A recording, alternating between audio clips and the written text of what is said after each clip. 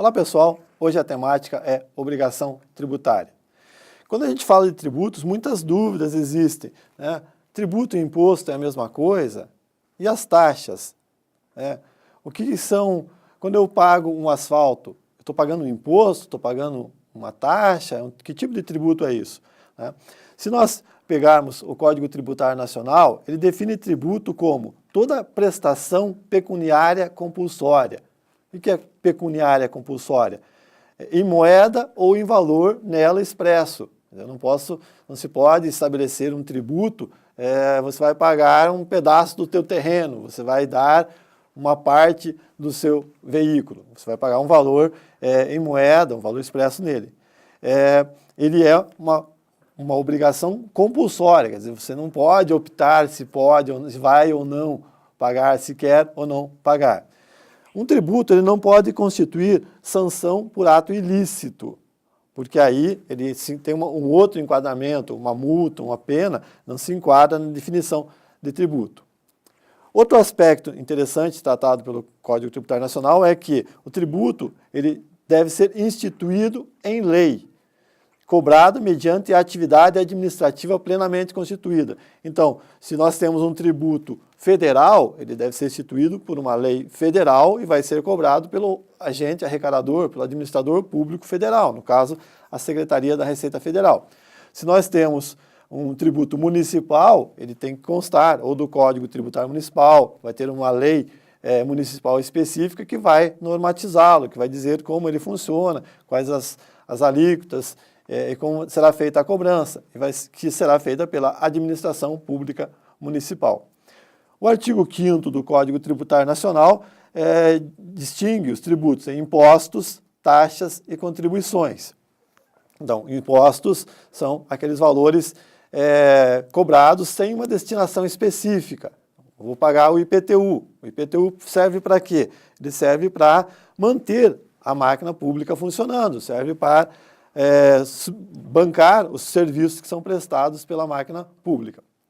A taxa, ela tem uma característica mais de uma contraprestação por algo que é fornecido pelo administrador público. Então, eu vou pagar uma taxa de alvará e localização. Então, essa taxa é para que eu possa instalar uma empresa ou um empreendimento na cidade. Eu vou pagar uma taxa de coleta de lixo. Essa taxa por esse serviço que me é fornecido da coleta de lixo. E tem também a contribuição de melhoria, que é também prevista no artigo 5º do Código Tributário Nacional. O que é a contribuição de melhoria? O exemplo mais comum que nós temos é o asfalto.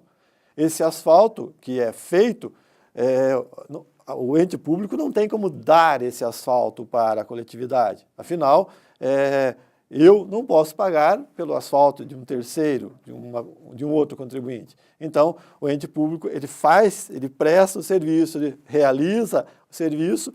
Como esse asfalto ou esse calçamento ou essa outra atividade vai agregar valor para o seu imóvel, o contribuinte vai fazer o pagamento por ele. Então, aí nós temos essa distinção. Quando nasce a obrigação tributária? A obrigação tributária nasce quando ocorre o fato gerador. Isso nos remete a um aspecto importante de nós conhecermos a regra matriz da incidência tributária. O que é essa regra matriz? O que precisa existir para que nós tenhamos a incidência do tributo? A incidência tributária exige necessariamente uma lei que a constitua, como eu falei anteriormente na definição de tributo. Também a ocorrência do fato gerador. Como o nome diz, o fato que gera o tributo. O ICMS, Imposto sobre Circulação de Mercadorias. Quando ocorre uma venda, ocorre o fato gerador. O IPVA, sobre a propriedade de veículos automotores. Se eu tenho um veículo, se eu sou proprietário, isso é o fato que gera a cobrança do imposto. Trazendo para a esfera municipal, nós temos o ISSQN, Imposto sobre Serviços. Então, quando uma empresa presta um serviço para um de seus clientes, isso gera uma obrigação tributária de recolher o tributo correspondente. Um outro exemplo de tributo municipal é o IPTU, que é cobrado pelo fato de eu possuir um imóvel, uma casa ou um terreno. Também temos o caso do ITBI, Imposto sobre Transmissão de Bens Imóveis.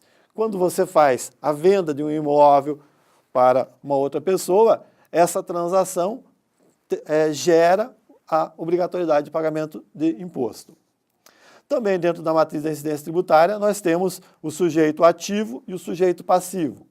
O sujeito ativo é o administrador público, é quem vai cobrar esse tributo. No caso do ITBI, a Prefeitura Municipal que é responsável. O sujeito passivo é aquele responsável pelo pagamento do tributo. Então, o contribuinte é aquele que fez a aquisição do imóvel, é que vai fazer esse pagamento. E aí, tem-se a lei que constituiu, tem o fato que gerou o tributo, tem as duas partes, e há a necessidade do lançamento desse tributo. Afinal, como que o administrador público vai saber que esse tributo foi gerado, que duas partes geraram esse tributo? Para isso, existe a figura do lançamento, né? O lançamento ele tem três modalidades. A primeira delas é o lançamento direto. O sujeito ativo, ele lança o tributo. Então, no caso do IPVA, do IPTU, ele vai ofertar o valor que você deve pagar. Você já deve ter recebido, ou alguém da sua família, o carnezinho do IPTU. Então, esse IPTU, esse valor, ele vai ser pago, lançado para você pelo município. Você não tem ação nenhuma. A segunda forma de lançamento é o lançamento misto, né? Onde ocorre uma ação do fisco e do contribuinte. Aí nós temos o caso do ITBI, que eu já mencionei anteriormente. O ITBI, quando ocorre uma transação, uma venda de um bem imóvel, se comunica ao município que isso aconteceu, o valor que foi feita a transação do bem, e aí, após isso, o município devolve o valor do tributo a ser recolhido. Então, veja que há uma ação mista, ambos, o fisco e o contribuinte participam dessa ação. E o mais comum de todos, ou o que abrange o maior número de tributos, é o lançamento por homologação. O lançamento por homologação é aquele que o contribuinte lança o valor, informa o valor que ele deve do tributo e ele fica sujeito à fiscalização, ele fica sujeito à homologação do administrador tributário. Então, nós temos o caso do ISS. O ISS, houve uma prestação de serviço por uma empresa municipal. Essa empresa informa que prestou serviços durante o mês, num determinado valor, e que o tributo que ele tem obrigação de recolher é X reais, né? A partir disso, aí o fisco ele pode ir lá conferir ou não, né? Aí vai depender da relação que existe. O ICMS é um outro exemplo, quando ocorrem as compras e vendas, há todo um processo ligado a isso, né? E ao final o contribuinte ele vai lá e faz o pagamento desse tributo, né? O fisco então ele vai homologar isso, pode homologar através de uma fiscalização, conferindo se realmente o valor é aquele, ou ele simplesmente pode acatar aquele valor, né, ficando sujeito a uma fiscalização futura. Um outro aspecto interessante desse tópico é a responsabilidade tributária. A gente pensa, o responsável tributário é aquele que deve fazer o pagamento desse tributo. Normalmente a gente vai pensar, esse é o contribuinte. Sim, esse como eu disse, nós temos dois tipos de sujeito passivo da obrigação tributária. O contribuinte, né, então, eu sou proprietário de um imóvel, eu devo fazer a contribuição do IPTU sobre esse imóvel que eu sou responsável. Mas existe também um outro tipo de sujeito passivo, que seria o responsável, aquele que assume o ônus do pagamento do tributo, assume a obrigação tributária no lugar do contribuinte. É o caso comum de herdeiros, no caso do espólio. Então, o herdeiro, se existem tributos no espólio, o herdeiro fica responsável por esse pagamento. Tutor, no caso de pessoas que não tenham capacidade legal para gerenciar imóveis. Temos casos de diretores, gerentes de empresa, quando eles extrapolam a sua ação, a ação que eles deviam fazer, cometem práticas não corretas, aí eles são responsáveis pelo pagamento de multas, penalidades, sanções aplicáveis.